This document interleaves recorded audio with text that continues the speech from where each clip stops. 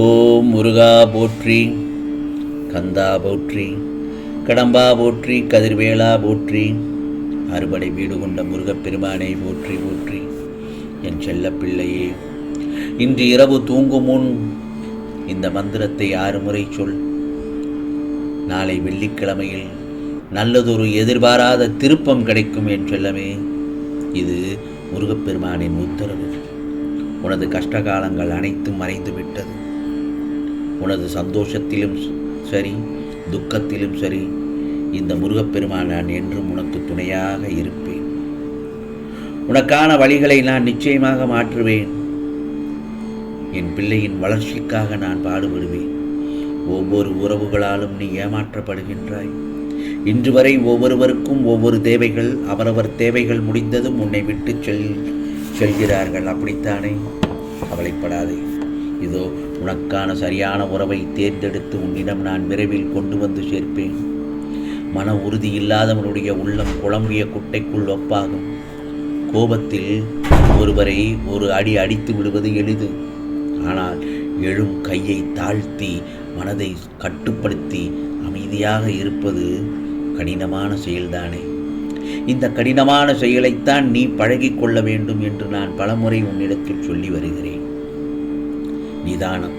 நிதானம் என்னும் அற்புதமான ஆயுதத்தை பயன்படுத்து. அதை பயன்படுத்துபவர்கள் எதையும் சுலபமாக சாதிப்பார்கள். 1000 உண்மைகளை நீ பொய்யாக்கலாம். 1000 உண்மைகளை நீ பொய்யாக்கலாம். ஆனால் 1000 பொய்களை நீ உண்மையாக்கலாம். ஆனால் ஒருபோதும் உன் மனசாட்சியை உன்னால் நிச்சயம் பொய்யாக்க முடியாது. இந்த முருகப்பெருமான் சொல்வது உண்மைதானே?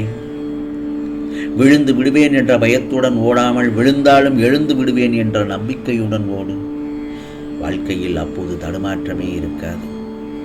யாரையும் எதிர்பார்த்து வாழவும் கூடாது, எவருக்கும் பாரமாகவும் வாழக்கூடாது. நமக்கு கிடைத்தது போதும் என்ற வாழ்க்கையே சிறப்பானது. ஆம் செல்லமே, உருவத்தில் எப்படி இருந்தாலும் உள்ளத்தில் குழந்தையாக இரு. இந்த உலகமே உன்னை நேசிக்கும். மற்றவர்களுக்கு நீயே வழியை செய்யும் 3 விஷயங்களை நான் சொல்கிறேன். என்ன தெரியுமா? அறிவுரை, உதவி, அன்பு. உலகமே உன்னை எதிர்த்தாலும் நீ செய்வது சரியென்றால் யாருக்காகவும் உன்னை மாற்றிக்கொள்ள வேண்டாம். வசதியாக வாழ வேண்டும் என்று உழைப்பதை விட வறுமையில்லாமல் வாழ வேண்டும் என்று உழைத்து வாழ்வதே சிறந்தது. புரிகிறதா என் செல்லமே? அடுத்தவர்கள் எப்படி இருக்கிறார்கள், அடுத்தவர்கள் என்ன செய்கின்றார்கள், நம்மை விட வளர்ந்து விடுவார்களா, எங்கே சென்றார்கள் என்று யோசிக்காமல் உன்னையும் உன் குடும்பத்தையும் மட்டுமே கவனி. குடும்ப நலனில் நீ அக்கறை எடுக்க உன் குடும்பம் நல்ல நிலைமை அடைந்துவிடும். புரிகிறதா? உன்னுடைய எண்ணங்களை மட்டும் மாற்றிக்கொள். தேவையில்லாமல் அடுத்தவர்களை நினைத்தால் உன் மனம்தான் குழம்பிவிடும். நிச்சயமாக இந்த முருகப்பெருமான் உன்னை நான் வாழ வைப்பேன். நீ கேட்டதையெல்லாம் வழங்கப் போகிறேன். வேலை இல்லாமல் இருப்பவர்களுக்கு நல்லதொரு வேலை அமைத்து தரப்போகிறேன். உன்னிடம் இருந்து விலகியவர்களை ஒன்று சேர்க்கப் போகிறேன். கடன் தொல்லை, பணப்பிரச்சனையை தீர்வு காணச் செய்யப் போகிறேன். திருமண தடையை விலக்கி சுப நிகழ்ச்சி நடத்தப் போகிறேன். இதோ நோய்வாய்ப்பட்டவர்களை குணமடையச் செய்யப் போகிறேன். உன் வேலையில் உள்ள மன அழுத்தத்தை போக்கப் போகிறேன். ஆம் செல்லமே, உன் மீது பொறாமை கொள்பவர்களை திருத்தி வழி செய்கிறேன். கவலைப்படாதே. இதோ குழந்தை பாக்கியம் அடையச் செய்கிறேன். உன் வேளையில் தங்கு தடையின்றி செயல்பட நான் வழிவகுக்கிறேன். உன்னை வாழ விடாமல் இருப்பவர்களை நான் பார்த்து கொள்கிறேன். உன்னுடைய வெகு நாள் கஷ்டங்கள், ஆட்டி படைத்த பிரச்சனைகள் இதோ பனி போல விலகும்.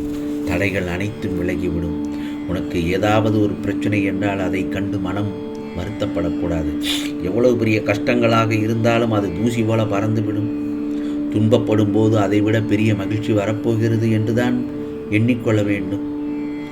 இதோ உன் இல்லம் தேடிதான் வருகிறேன். நீ அமைதியாக இரு. உனக்கு வசந்த காலம்தான் என் செல்லமே. ஏனென்றால் யாரும் யாரை விடவும் உயர்ந்தவரும் இல்லை, தாழ்ந்தவரும் இல்லை. உன்னுடன் இருப்பவர்கள் உன்னை தனித்து விடும்போது உறைந்து போகக்கூடாது. உனக்கான காலம் வரும் வரை காத்திரு, பொறுத்திரு. எந்த இடத்தில் உன்னை வேண்டாம் என்று ஒதுக்கி வைத்தார்களோ அதே இடத்தில் உன்னை உயர்த்தி வைப்பேன். நாளைய பொழுது உனக்காக மட்டும்தான் என் செல்லமே. உன்னை யாராவது அவமானப்படுத்தினார்கள் என்றால் அவர்கள் முன்னே வாழ்ந்து காட்டு, கூனி குறுகக்கூடாது. நீ உனக்கும் திறமைகள் அனைத்தும் உள்ளது. தலை நிமிர்ந்து நில். அகங்காரம் ஆணவம் உடையவர்கள் என்றாவது ஒரு நாள் கீழே விழத்தான் செய்வார்கள். அவர்களால் அடுத்து எழுந்திருக்கவே முடியாது. ஆகவே இந்த முருகப்பெருமான் சொல்வதெல்லாம் என்ன தெரியுமா? நீ நல்லதை மட்டும் நினை. உன் பிள்ளைகளின் எதிர்காலம் பற்றி கவலைப்படாதே. எல்லாம் அவரவர் கர்ம வினைப்படிதான் நடக்கும். நான் உன்னோடு தான் இருக்கிறேன். நான் பார்த்து கொள்கிறேன். மற்றவர்களை பார்த்து பொறாமை கொள்ளவும் கூடாது. ஏனென்றால் அவரவர் பாவ புண்ணியத்தை அவரவர் தான் பலன் அடைகிறார்கள். புரிகிறதா என் செல்லனே? இனி உன் முயற்சியை தொடங்கு.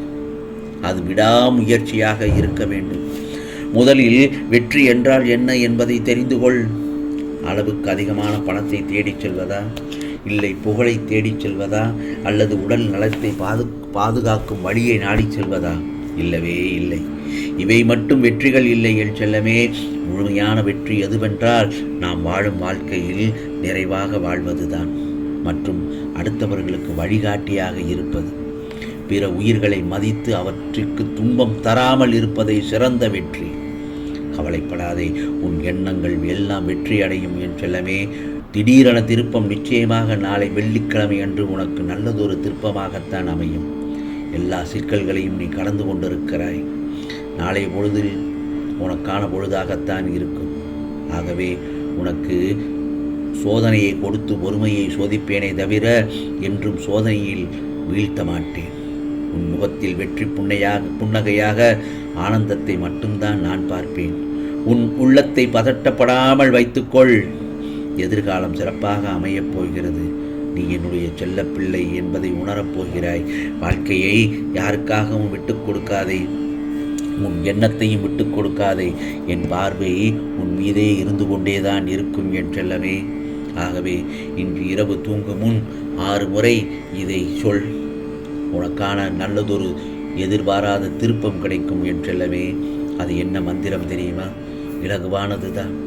ஓம் முருகா போற்றி, கந்தா போற்றி, கடம்பா போற்றி, கதிர்வேளா போற்றி, அறுபடை வீடு கொண்ட முருகப்பெருமானை போற்றி போற்றி போற்றி என்று இரவு தூங்குவதற்கு முன் இதை 6 முறை சொல்.